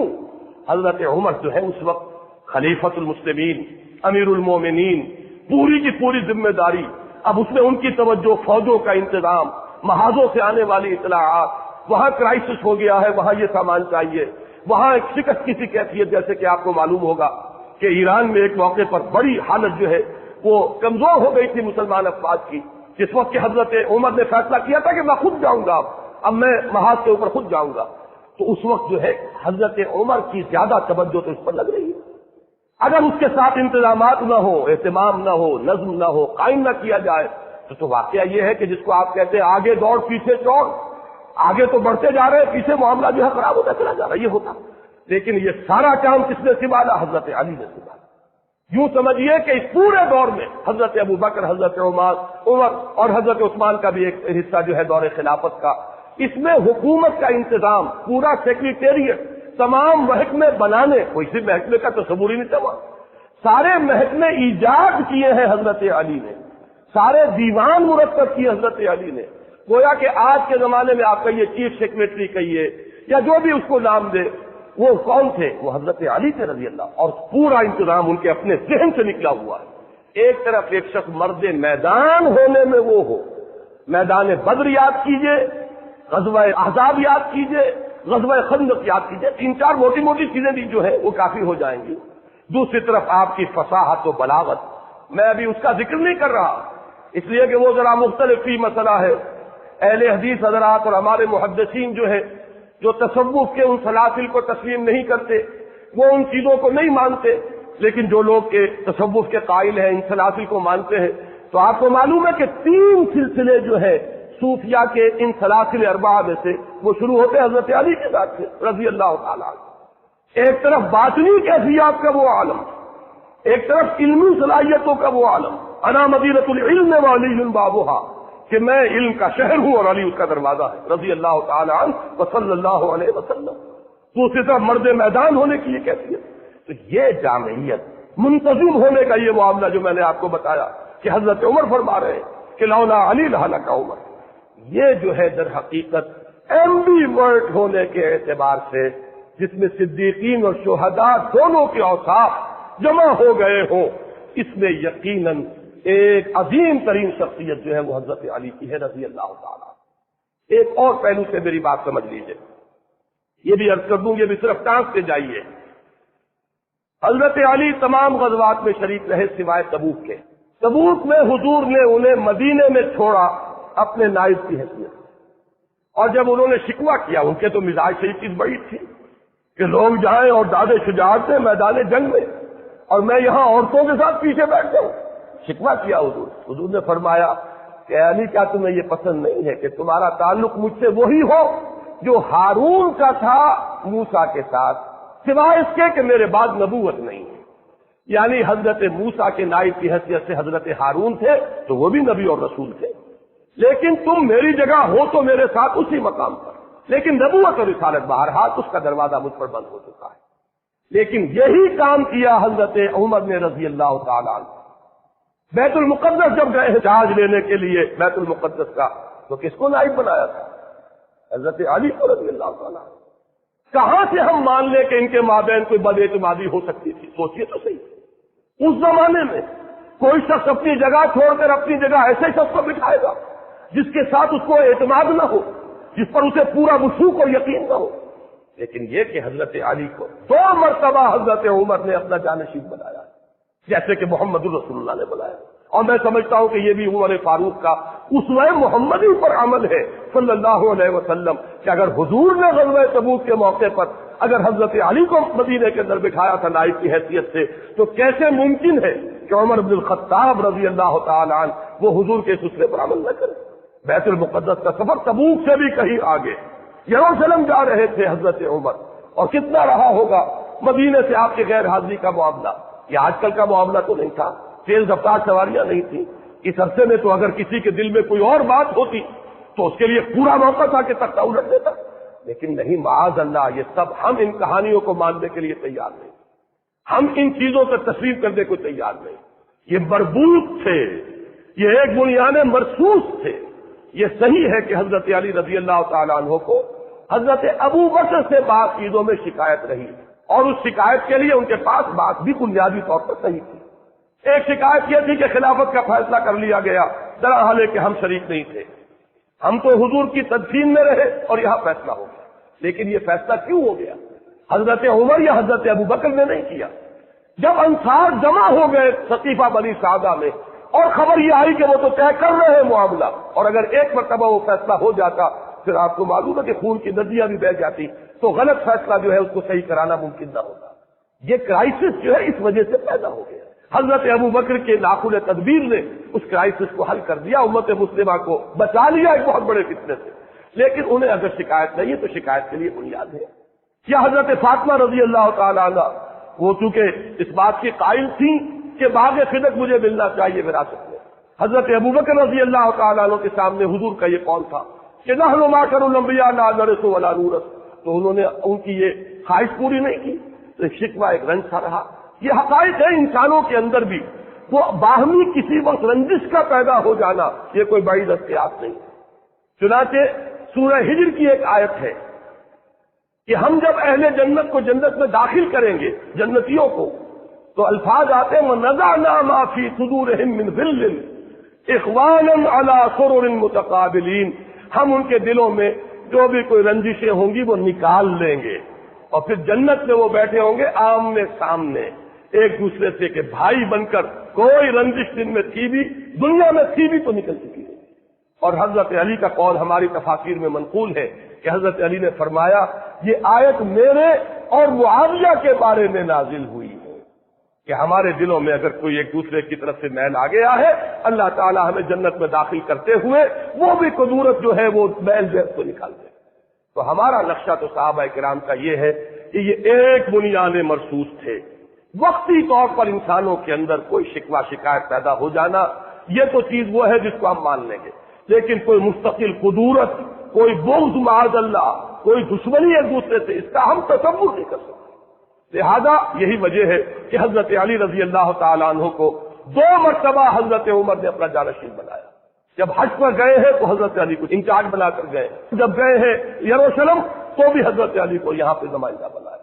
اور ایک بات اور نوٹ کیجئے کہ حضرت علی رضی اللہ تعالیٰ عنہ کی صاحبزادی ام کلثوم حضرت عمر کے نکاح میں آئی۔ یہ کوئی ہونے والی بات تھی اگر باہمی محبت نہ ہوتی؟ یہ کوئی ہونے والی بات تھی اگر باہمی اعتماد اور باہم شیر و شکر نہ ہوتے؟ اگر شکایت بھی تھی تو میں عرض کر چکا ہوں وہ حضرت ابوبکر سے تھی۔ اگر شکایت کوئی تھوڑی دیر کے لیے رہی بھی ہے، کوئی شکوہ، حضرت عمر سے تو کسی شکوے کا ہمارے پاس تو ریکارڈ موجود نہیں ہے کہ کس بنیاد پر کوئی شکوہ ہوتا ہے۔ تو یہ جو ایک بنیاد مرصوص رہے، بلکہ جب میں نے ابھی ذکر کیا تھا کہ جب ایران کے محاذ پر ایک دفعہ ذرا کریٹیکل سچویشن پیدا ہوئی ہے اور حضرت عمر نے فیصلہ کیا کہ اب میں جاؤں گا وہاں محاذ پر، تو حضرت علی نے روکا اور یہ فرمایا کہ چکی اسی وقت تک پیستی ہے جب تک کہ وہ اپنی کلی جو ہے اس کے اوپر قائم رہے۔ آپ کا مقام اس چکی کے اس کلی کا ہے کہ امت مسلمہ کی چکی چلے گی اگر آپ اپنی جگہ پر قائم رہیں گے، اگر وہ کلی اپنی جگہ سے ہٹ گئی تو چکی چلے گی کیسے؟ لہذا آپ نہ جائیں، ان کو مجبور کیا کہ آپ یہیں پر رہیں، یہیں سے بیٹھ کر انتظام کریں۔ اور حضرت عمر رضی اللہ تعالیٰ عنہ نے حضرت علی کے مشورے کو قبول کیا اور اپنے ارادے کو فخ کر دیا۔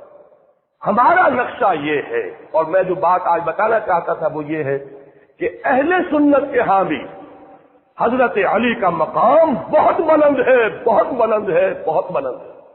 وہ لوگ اہل سنت کے دائرے سے خارج ہیں کہ جو حضرت علی رضی اللہ تعالیٰ عنہ پر کسی طرح کا زبان چاند جو ہے دراز کرتے ہیں، کسی طرح سے ان کی نیت کے اوپر حملہ کرتے ہیں، کسی طرح سے کوئی اس طرح کی جو ان کے مقام بلند سے فروتر بات ہے کوئی ان کی طرف منسوب کرتے ہیں، میرے نزدیک وہ اہل سنت سے خارج، وہ ناسبی ہوں گے یا کوئی خارجیوں کی کوئی نسل ہے جو چلی آ رہی ہو ہمارے اندر، لیکن بہرحال اہل سنت کے ہاں یہ جان لیجئے یہ ہمارا مجمع عقیدہ ہے۔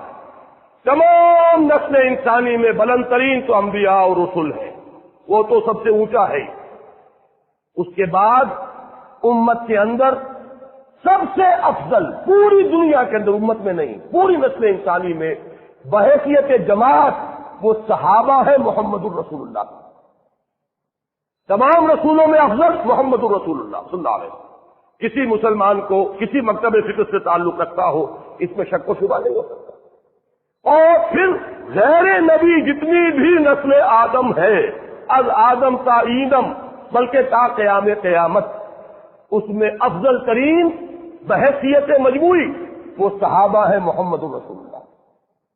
ان صحابہ میں چوٹی پر ہیں یہ 4 افراد، ان میں ہمارے نزدیک ترتیب فضیلت ترتیب خلافت کے ساتھ ہے۔ افضل حضرت ابوبکر، نمبر 2 حضرت عمر، نمبر 3 حضرت عثمان، نمبر 4 حضرت علی۔ لیکن گویا کہ بقیہ تمام صحابہ سے تو افضل ہم مانتے ہیں حضرت علی کو۔ اب اگر کوئی شخص حضرت علی کی سیرت کو داغدار کر دے، آپ سوچئے تو نتیجہ کہاں گیا؟ بقیہ تمام صحابہ سے تو افضل ہے سب کے نزدیک، اگر ایکسیپشن ہوتی ہے اہل سنت کے نزدیک تو 3 ہی فرد رہ گئے نا، حضرت ابوبکر، حضرت عمر، حضرت عثمان۔ بقیہ تمام صحابہ سے، تمام صلحاء امت سے، تمام اولیاء اللہ سے، تمام ائمہ دین سے، تمام محدثین سے، تمام فقہاء سے افضل ترین کون ہے؟ حضرت علی۔ لہذا زبان کو بہت سوچ سمجھ کر کھولنا چاہیے۔ یہاں جو ہے اس جناب میں کوئی گستاخی، وہ در حقیقت اپنے ایمان کو خطرے میں ڈالنے کے مترادف ہے، اور جو لوگ بھی یہ کوئی کرتے ہیں جرأت یا ہمت، میں بار بار یہ کہہ رہا ہوں کہ میرے نزدیک وہ اہل سنت کے زمرے سے خارج ہے۔ ایک بات آپ اچھی طرح سمجھ لیجیے البتہ، اور وہ یہ ہے کہ صحابہ کرام کی 3 نسلیں ذہن میں رکھیے۔ عام طور پر ہمارے ہاں 2 الفاظ استعمال ہوتے ہیں، کبار صحابہ، صغار صحابہ۔ کبار صحابہ بڑی عمر کے صحابہ، صغار صحابہ چھوٹی عمر کے، حضرت حسن، حضرت حسین، یہ حضور کی زندگی میں 5 سال 7 سال ہی عمریں تھی۔ حضرت عبداللہ ابن زبیر 8 سال 9 سال، یہ نسل ہے، انہیں ہم کہتے ہیں صغار صحابہ۔ صحابی تو ہے، حضور کی گود میں پلے ہیں، حضور کے شانہ مبارک پر بیٹھے ہیں، حضور کی حیات طیبہ میں ہے، موجود ہیں، صحبت سے فیض یاب ہوئے، صحابی تو ہے، لیکن یہ کہ صغار صحابہ کے بارے صحابہ۔ میں ذرا آج بات کو واضح کرنے کے لیے ایک درمیانی نسل کی طرف بھی اشارہ کر رہا ہوں کہ 3 نسلوں میں سمجھیے۔ صحابہ کرام کی ایک نسل وہ ہے جو حضور صلی اللہ علیہ وسلم کے تقریباً ہم عمر ہے، 5 سال ادھر یا 5 سال ادھر، 10 سال 12 سال 13 سال، کتنا فرق ہوتا ہے، دوستوں میں بھی ہوتا ہے، احباب میں بھی ہوتا ہے، ساتھیوں میں بھی ہوتا ہے۔ ایک نسل وہ ہے۔ ایک نسل وہ ہے کہ جو اس سے نیچے ہے، جس کا کہ حضور سے عمر کا فرق جو ہے 30 سال 35 سال کا۔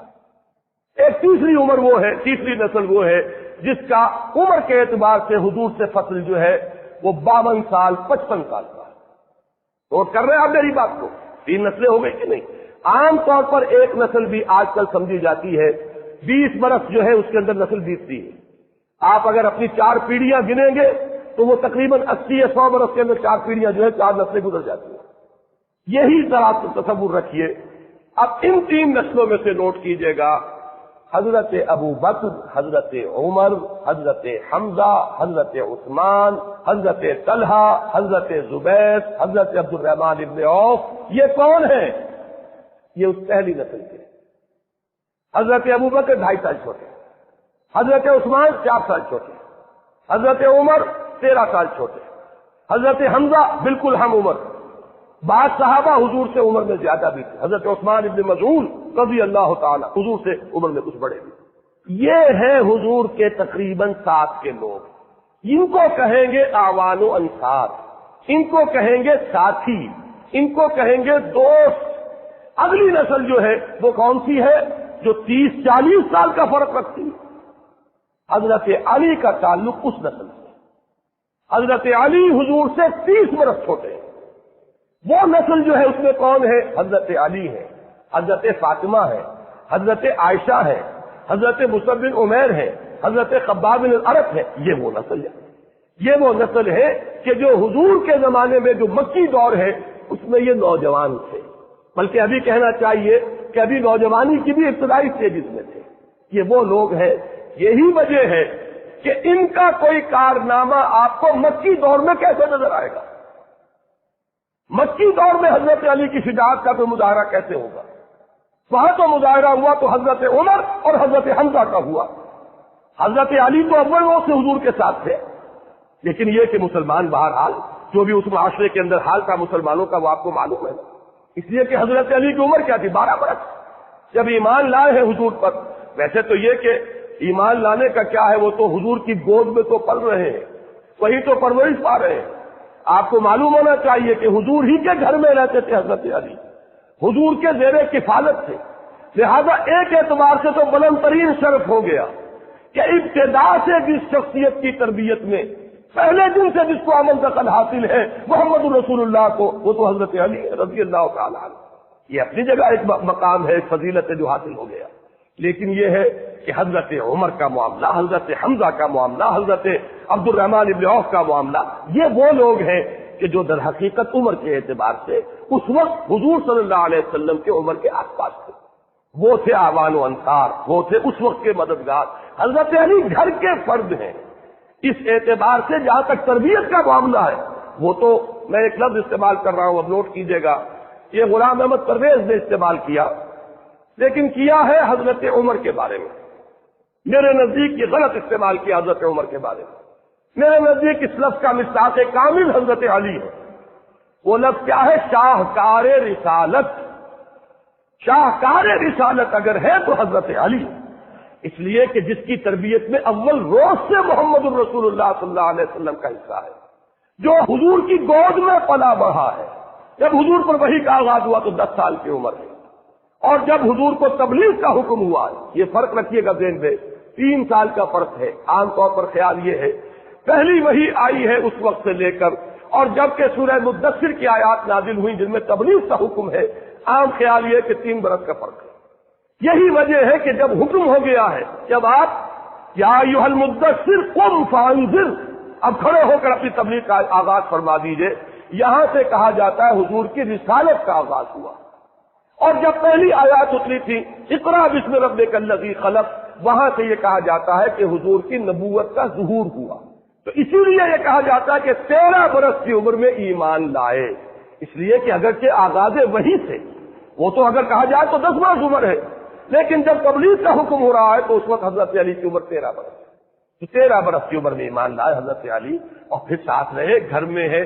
تو فیض یاب سب سے زیادہ کون ہو رہا ہے محمد الرسول اللہ کی صحبت سے؟ وہ تو حضرت علی ہے۔ دن رات کے ساتھی ہیں، ایک طرح کے خادم ہیں، گھر میں رہنے والے عزیز ہیں، اپنے ایک چھوٹے عزیز کی حیثیت سے حضور صلی اللہ علیہ وسلم کے ہاں ان کی رہائش ہے۔ اس اعتبار سے شاہکار رسالت، شاہکار نبوت، اس لفظ کا اطلاق اگر ہوتا ہے بتمام و کمال تو وہ حضرت علی کی ذات ہے، اس لیے کہ تربیت محمدی کا شاہکار حضرت علی۔ البتہ یہ ضرور ہے کہ مکی دور میں آپ کی عمر چھوٹی تھی، اس میں 2-3 واقعات تو نمایاں ہمیں آتے ہیں سامنے کہ حضرت علی رضی اللہ تعالیٰ عنہ نے کھڑے ہو کر کہا تھا جب پہلی مرتبہ یہ حکم آیا کہ انذر عشیرتک الاقربین، اے نبی ذرا اپنے قریبی رشتہ داروں کو خبردار کیجئے، ان تک دعوت پہنچائیے۔ تو 2 مرتبہ کھانے کا اہتمام کروایا، اور حضرت علی ہی کو حکم دیا اہتمام کرو۔ 13, 14, 15 برس کا نوجوان جو ہے گھر کے اندر رہتا ہے، ظاہر بات ہے وہی بندوبست کرے گا، وہی جانوروں کو ذبح کروائے گا، وہی اہتمام کرے گا، کھانا پکوائے گا۔ سارے بنی ہاشم جمع ہو گئے ہیں۔ پہلی مرتبہ جمع ہوئے، حضور نے جب اپنی بات پیش کی تو سب لوگ ہنسنے لگے اور اٹھ کے چلے گئے، کسی نے جواب ہی نہیں دیا۔ دوسری مرتبہ پھر کیا، پھر دعوت کھلائی۔ اب میں یہ کہا کرتا ہوں کہ کچھ لوگوں کو شرم آ گئی ہوگی کہ 2 مرتبہ کھانا کھایا ہے تو اب کچھ تو ان کی بات سن لیں۔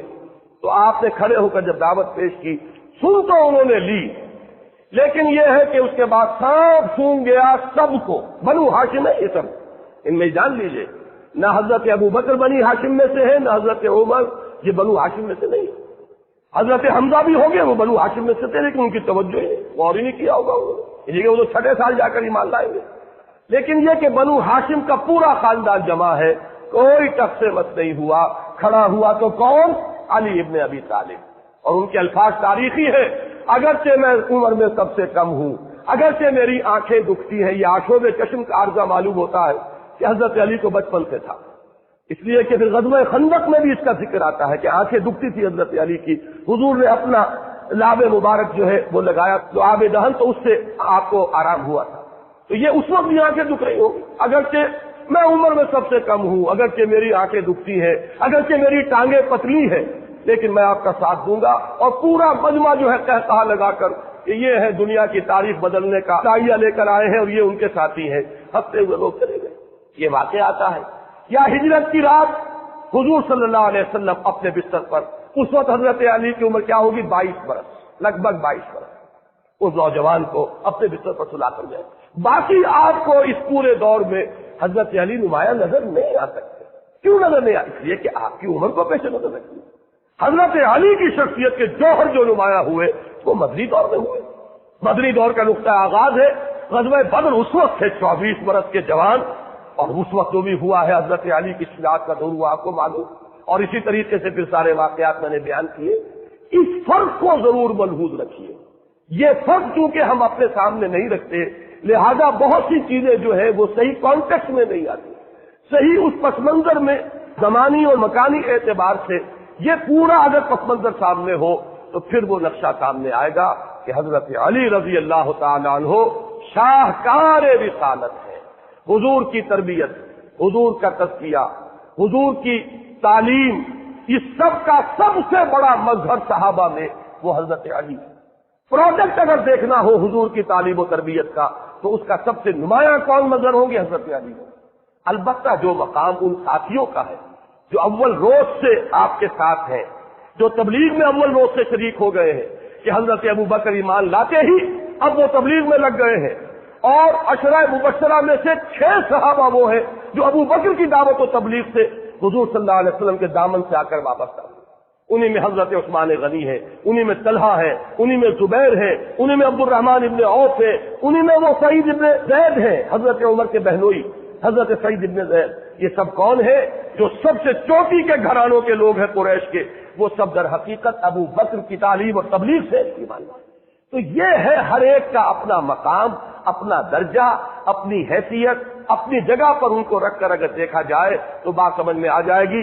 آخری بات اور عرض کرنا چاہتا ہوں, حضرت علی رضی اللہ تعالی عنہ یہ ماننا پڑتا ہے تاریخی اعتبار سے کہ دور خلافت کے اعتبار سے, نوٹ کیجیے گا میری بات, بظاہر ناکام رہے, فتنے پر قابو نہیں پا سکے, باہمی خانہ جنگی رہی, اختلاف رہا, امت مجتمع نہیں ہو سکی, تفرقہ جاری رہا, بڑی بڑی جنگیں ہوئی, جنگ جمل, جنگ صفین, جنگ نہروان کا ذکر میں کر چکا ہوں. جمل میں ایک طرف عائشہ, طلحہ اور زبیر ہے, دوسری طرف حضرت علی رضی اللہ تعالی عنہ. تو یہ بڑے بڑے فتنے جو ہے اس دور میں ہوئے, لیکن اچھی طرح سمجھ لیجئے, معاذ اللہ ثم معاذ اللہ ثم معاذ اللہ, اس کا کوئی الزام حضرت علی کی ذات پر نہیں. اگر کسی کا یہ خیال ہے کہ یہ ان کی کوتاہی تھی, یا ان کی عدم صلاحیت تھی, یا ان کے اندر صلاحیت کی کمی تھی, تو یہ در حقیقت وہ تاریخ کو نہیں جانتا, وہ حقائق کو نہیں جانتا. یہودی سازش در حقیقت عبداللہ ابن سبا کی اتنی زوردار تھی, اتنی گمبھیر تھی, اس قدر سازشی ذہن تو یہودیوں کا آج بھی دنیا کے اندر پرووربیل ہے, ضرب المثل ہے کہ یہودی ذہن جو ہے سازش کے پیدا کرنے کے اندر جس قدر زرخیز ہے, دنیا کی تاریخ میں اس کی مثال نہیں. ایسی سازش تھی, اس طرح کے کانٹے بو دیے گئے تھے. اب یہ اللہ کی طرف سے ہے کہ حضرت علی کو اس وقت حکومت ہاتھ میں ملی ہے, اس وقت یہ بوجھ خلافت کا آیا ہے جبکہ پورا جنگل جو ہے عظیم فتنے سے بھر چکا ہے. اگر کہیں معاملہ ہوتا اس کے برعکس, اب میں یہ کہتا ہوں اس وقت حضرت عمر بھی ہوتے, حالانکہ بہت سے لوگ کہتے ہیں کہ اس وقت ضرورت تھی حضرت عمر کے آئرن ہینڈ کی. میں کہتا ہوں حضرت عمر بھی جہاں تک میں سمجھتا ہوں اللہ عالم کامیاب نہیں ہو سکتے. اور اگر کہیں حضرت علی کو خلافت پہلے مل گئی ہوتی تو جو ان کی شخصیت کا ظہور ہوتا وہ بہت مختلف ہوتا اس سے کہ جو اس وقت ہوا ہے, جبکہ فتنے میں پورے عالم اسلام کو اپنی گرفت میں لے لیا. یہ چند باتیں تھی جو میں عرض کرنا چاہتا تھا. اگر میری زبان سے کوئی لفظ غلط نکل گیا ہو, میں اللہ تعالیٰ سے بھی معافی چاہتا ہوں اور دعا کرتا ہوں کہ وہ اسے آپ کے حافظے سے بھی محفوظ کر دے. لیکن میں یہ چاہتا ہوں کہ اہل سنت کے ہاں جو مقام ہے حضرت علی رضی اللہ تعالیٰ عنہ کا, اس کو آپ پوری طرح اچھی طرح سمجھ لیں. ہماری فضا میں بہت گند ہے, طرح طرح کے غبار ہیں, طرح طرح کے لوگوں نے شوشے چھوڑے ہوئے ہیں. ان کو ہٹا کر اس پورے گرد و غبار کو صاف کر کے یہ جو حضور کے اہم ترین ساتھی ہیں, امت کے جو چوٹی کے افراد ہیں, ان کے بارے میں صحیح صورتحال جو ہے وہ ہمارے ذہنوں میں ہونی چاہیے. اقول قولی ھذا واستغفر اللہ لی ولکم ولسائر المسلمین والمسلمات.